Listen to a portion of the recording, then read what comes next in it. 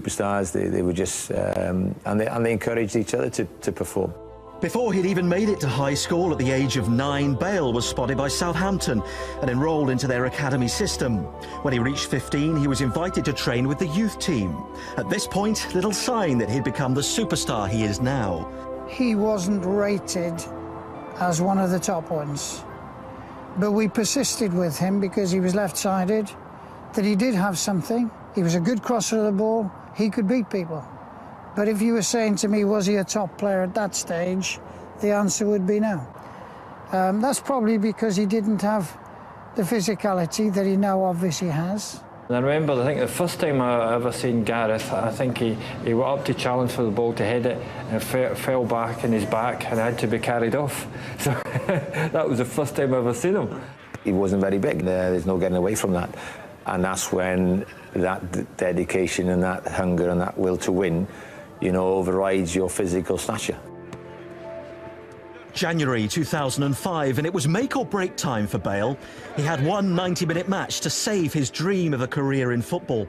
Mess it up and that might be it. No academy scholarship at Southampton, no professional contract, no megastar status.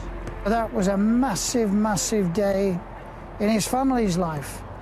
And I think all three of us were hoping and praying that Gareth came up with the goods. History will tell you we won the game 5-1. We played fantastic. Gareth had one of those games that you dream of when you're in that situation. And when I saw the coach after the game, it was an obvious one, and we were both delighted for the Bale family and Gareth in particular.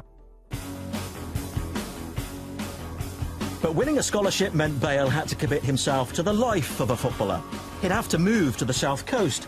Still technically a schoolboy, he'd have to learn his trade while still finishing off his studies.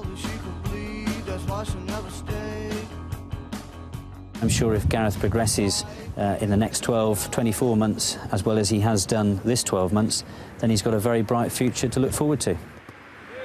From the day he came in full-time as a scholar, when he was 16 plus, I think most people then would have seen a massive change in him, physically, confidence-wise and mentally. Bale was settling well into life at Southampton. The hairstyle was getting a little fancier. And the winner is Gareth Bale. And the recognition was starting to follow. I'm just enjoying my football, so as long as I'm enjoying it, I'm going to be playing well, and just hopefully I'll continue. Gareth was always somebody that people were speaking about. This fabulous left back at the time, young player with bags of energy, enthusiasm. And I had no fears of giving Gareth his opportunity. Got into the first team and never looked back. Still only 16, his friends back in Cardiff still sat in the classroom. Bale had been thrown into the cut and thrust of the Championship. Gareth Bale! And he scores! The second youngest player ever to be picked for Southampton's first team. But he wasn't simply a defender doing his best to hold off men more than twice his age. He was frightening the life out of people further up the pitch. Oh, what a strike and what a goal! He was scoring goals and turning heads, and he was getting stronger. Players just wondered who this player was. Previously, they'd been able to brush him off the ball, whereas now all of a sudden, all they could see was the number on his back. Bale is up for this one and scores! By the end of his first full season at Southampton, Bale had made a name for himself. He'd played more than 40 first-team games and scored 5 goals. The country had taken notice. But Bale would soon be exposed to an even wider audience, as another Cardiff man, John Toshak, pulled Bale through the Wales ranks and into his senior national team.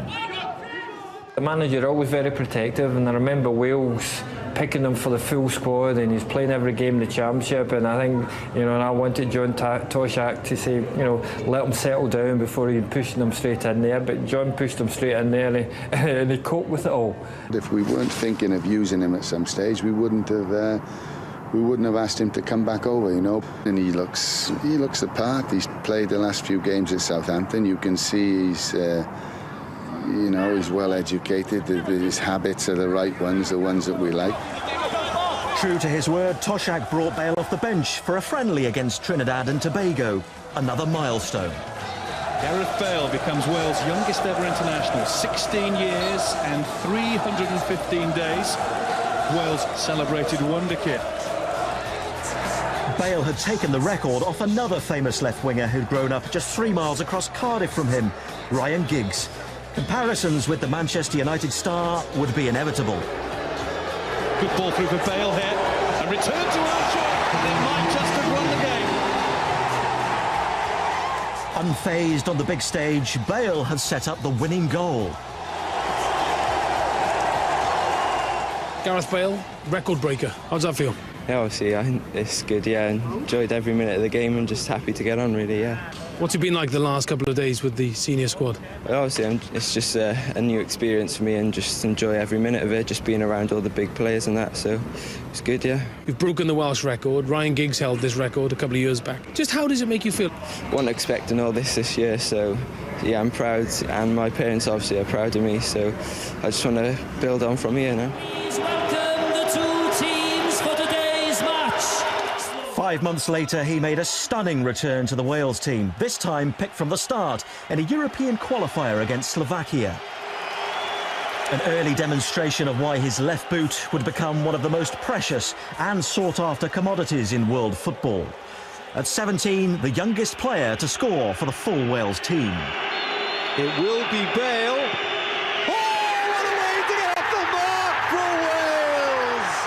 And the only thing worth remembering from a miserable 5-1 thrashing. There was only a brief overlap between the start of Bale's Wales career and the end of Giggs's.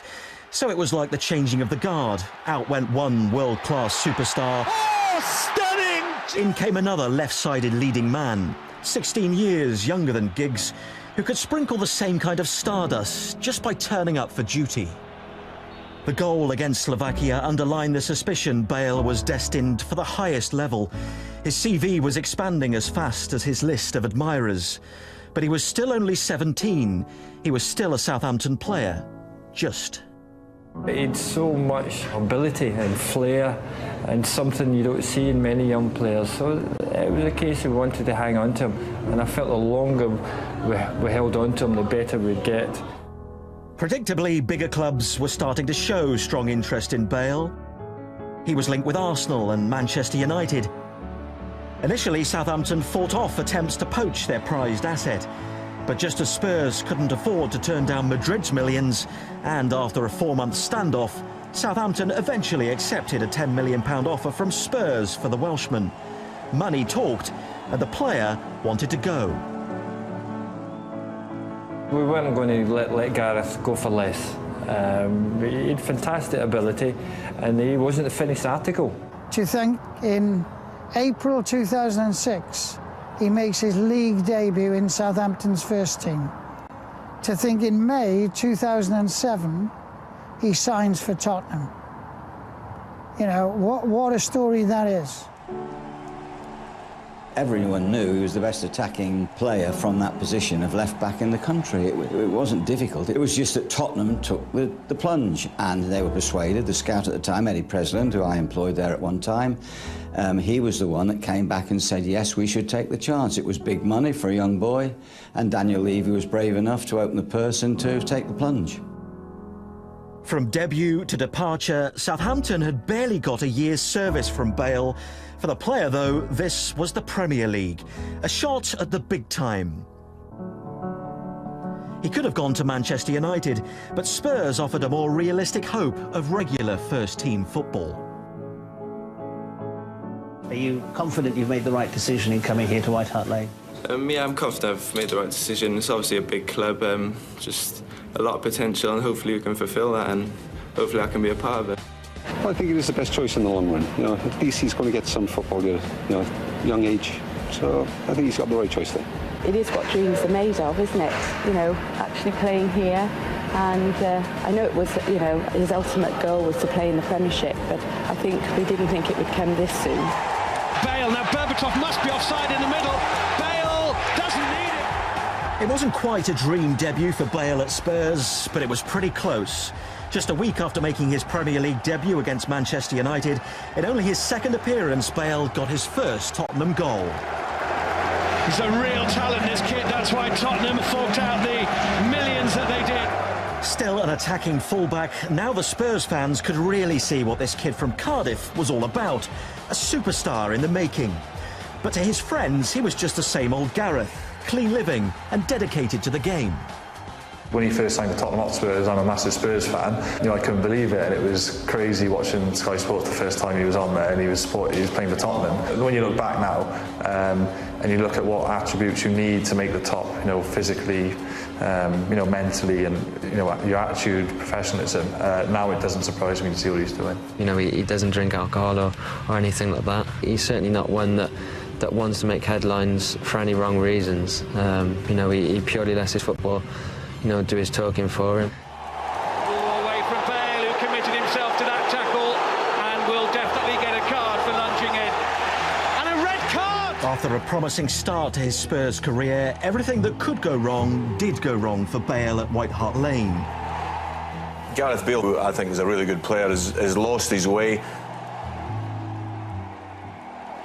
Fortunately, at that time, he was in and out the team, and whenever he played, they never won. I think it was, I'm not sure the figure, but it was something like 24, 25 games, around that amount of games when he'd never been on a winning team. Poor Gareth Bale, who's equalled a Premier League record now. 21 games for Tottenham without a win. His manager's looking at the team sheet now for next week and going, should we play him? I remember Alex Ferguson saying to me at Old Trafford, he said, I wouldn't play him. He said, I'm superstitious. He said, you know, and I'm superstitious as well. And I got him on into a game. I think we were winning 3-0 or something. I forget who it was against now, but I brought him on, so that finished that episode. And here is a nice moment for Gareth Bale. He's never appeared on a winning team for Spurs in the Premier League, and that run will come to an end at the 25th attempt.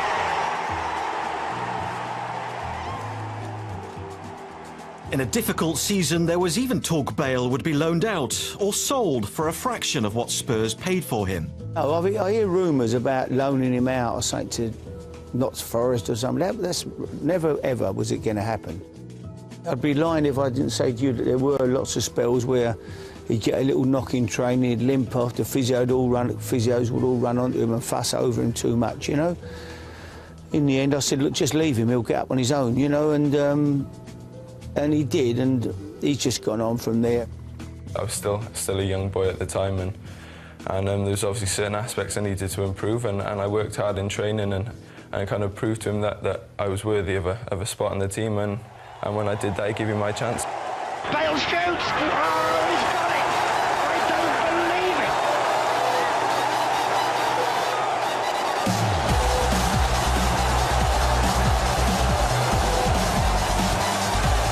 Bale! He's done it again! Redknapp brought Bale back into the team, this time further up the field. And it proved to be the making of him, the transformation of Bale into a superstar. Once he became established in the team, he never looked back, and then he was able to produce the performances that I think everybody thought he was capable of. He did it on a regular basis. He was pleasing the crowds, and the prizes started to follow. The PFA Player of the Year, Gareth Bale. If there was a pinnacle to all of it, perhaps it came in a Champions League game in Italy. A hat-trick against the mighty Inter Milan. The night Bale made some of European football's top stars look like schoolboys. It was that wow moment where it was, oh, where has this kid come from? I think he announced himself to the world. The world stage saw what potential he had. I gave him 3 days off, 4 days off last week, because I felt, you know, he needed a break, because he'd been playing so well and working so hard. And I said, go abroad for a few days, and he did. He went to Cardiff. And we stayed at his mum's. And that's what he's like, you know, he's just a great lad, you know. 2 minutes to go, Bale shoots! Oh, what a goal! Bale! The only thing that might have eclipsed his performances for Spurs, his performances for his country.